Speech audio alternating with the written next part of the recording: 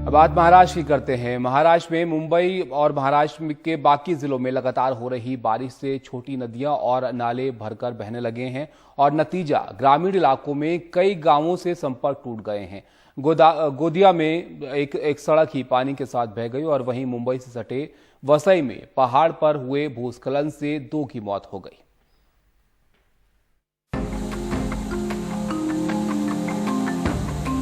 महाराष्ट्र के कई जिलों में लगातार हो रही बारिश से कई नदियां और नाले उफान पर हैं। ये पैनगंगा नदी में बने सहस्त्रकुंड की तस्वीर है। नांदेड़ और यवतमाल जिले की सीमा पर स्थित झरना लोगों के आकर्षण का केंद्र बना हुआ है, लेकिन राज्य के दूसरे हिस्सों में यही बारिश और उफान मारती नदियां लोगों के लिए मुसीबत बनी हुई हैं। 2 दिन से जारी लगातार बारिश से गोंदिया में तिरोड़ा मार्ग पर तो एक सड़क ही बह गई। नतीजा एकोड़ी गाँव के पास बन रहे निर्माणाधीन पुल के समीप दोनों ओर वाहनों की लंबी कतारें लग गई हैं। रायगढ़ जिले के पाली में तुकसई गांव की तरफ जाने वाली सड़क पानी में डूब गई है। भारी बारिश से अंबा नदी का पानी पुल के ऊपर से बह रहा है। बाढ़ को देखते हुए पुल पर यातायात बंद करना पड़ा। लेकिन नासिक में त्र्यंबकेश्वर के पास पहिने गांव में तो हादसे का डर बना हुआ है, क्योंकि पानी में डूब चुके पुल के ऊपर भी लोगों की आवाजाही जारी है। वहीं पालघर जिले के वसई में पहाड़ी पर भूस्खलन से पूरा मलबा नीचे मकान पर जा गिरा। हादसे में 2 लोगों को जिंदा निकाल लिया गया, लेकिन 2 की मौत हो गई। सुबह हम लोग उठ गए थे 5 बजे और स्कूल जाने के लिए बच्चों को रेडी कर रहे थे, तो नाश्ता कर रहे थे हम लोग। तो वैसे ही एक हवा सी आई जैसे तूफान आता है, लेकिन हम लोग समझ नहीं पाए कि क्या हो रहा है। तो हमारी बच्ची बेड पे सो रही थी, ये हमारा घर है, हमारी बच्ची बेड पे सो रही थी।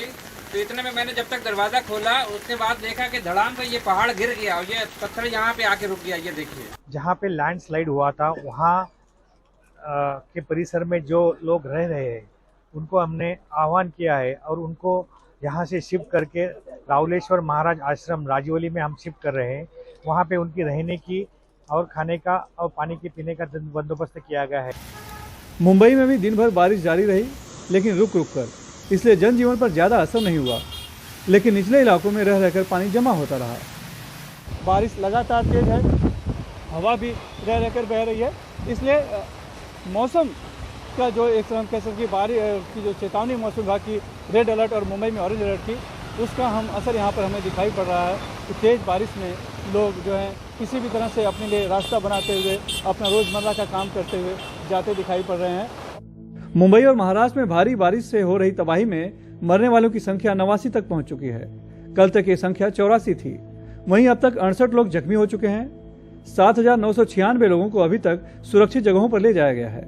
कुल 44 घर पूरी तरह से गिर चुके हैं। बाढ़ में 181 पशुओं की भी मौत हुई है। कहीं आफत है तो कहीं राहत। ग्रामीण इलाकों में आफत बनी बारिश मुंबई करों के लिए राहत बनकर आई है, क्योंकि मुंबई को पानी की आपूर्ति करने वाली 7 जिलें 56% भर चुकी हैं। वसई से राजा मयाल और मुंबई से कैमरामैन अशोक महाडी के साथ सुनील सिंह, एनडीटीवी इंडिया के लिए। ओमान में समंदर किनारे एक दिल दहला देने वाला हादसा हुआ। महाराष्ट्र के सांगली के रहने वाले एक ही परिवार के 3 लोग समंदर में डूब गए। दुबई में नौकरी करने वाले शशिकांत ईद की छुट्टी पर परिवार के साथ ओमान घूमने गए थे। सभी समंदर किनारे लहरों का लुत्फ उठा रहे थे, तभी तेज लहर आई और उनके बेटे और बेटी समंदर में बह गए। बच्चों को बचाने के लिए शशिकांत भी समंदर में कूद पड़े।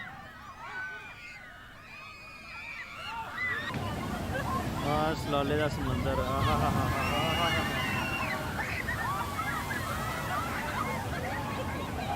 देखा है सलाले समंदर।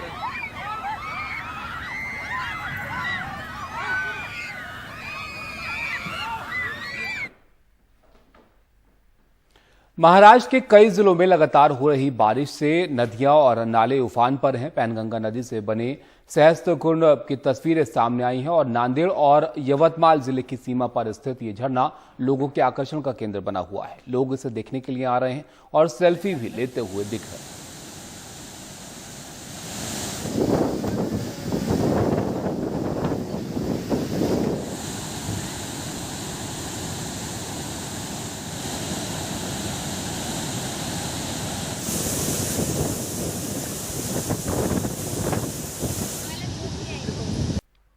ब्रेक के बाद आपका स्वागत है। ऑल्ट न्यूज के जुबैर की मुश्किलें बढ़ती जा रही हैं। यूपी में जुबैर के खिलाफ कुल 6 मुकदमों की बात सामने आ रही है और आश्चर्य की बात यह है कि इन सभी मुकदमों में एक जैसी धाराएं लगाई गई हैं।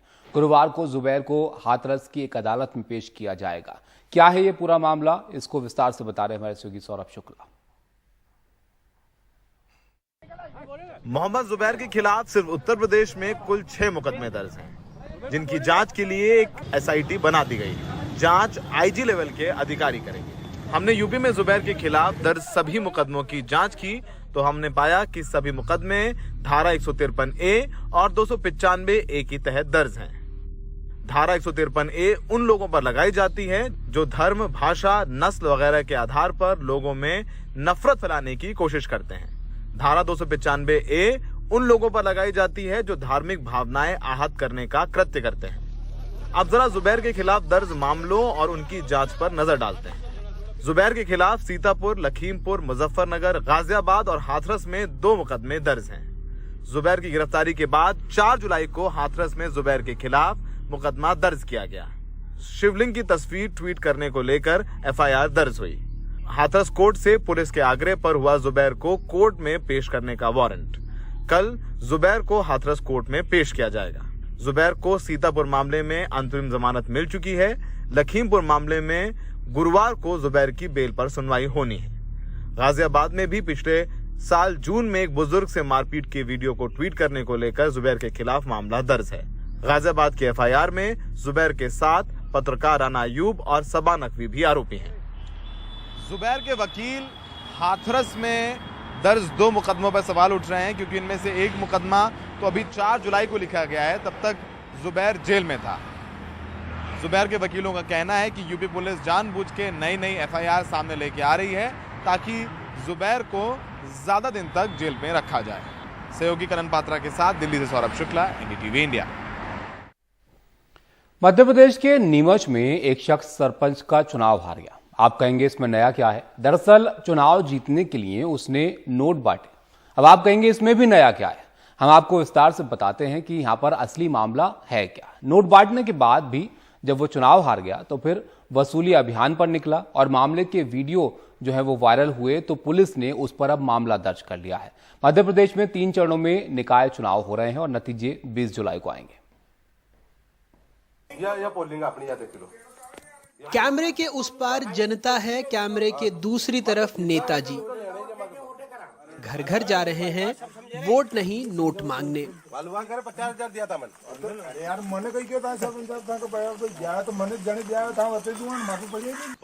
अरे अरे मतदाताओं से नहीं, अपने ही नोट जो उन्होंने मतदाताओं को वोट के लिए दिए थे।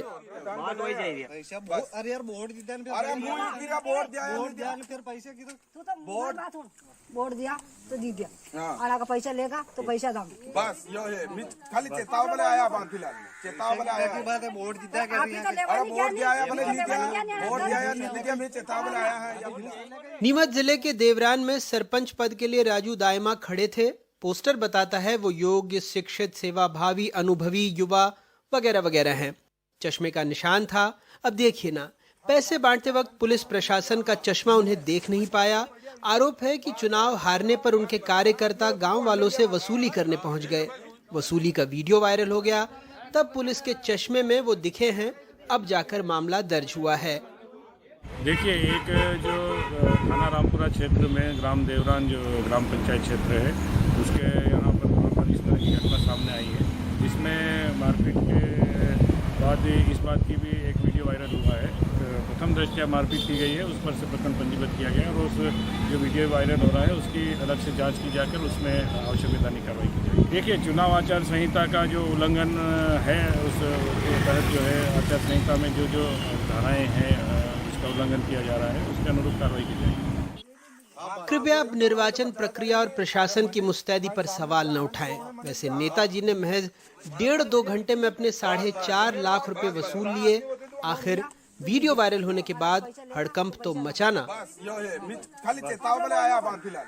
हरिशंकर परसाई की एक कहानी है, एक लड़की 5 दीवाने। उसमें चौथा दीवाना अपनी प्रेमिका को चूल्हा फूंकते हुए देखकर कहता है जोर से कि अरे हमने तो हजारों रुपए चूल्हे में फूंक दिए हैं, किसी को जरूरत हो आए मांगे, 1000-2000 तो हम यूं ही दे देते हैं और फिर भूल जाते हैं।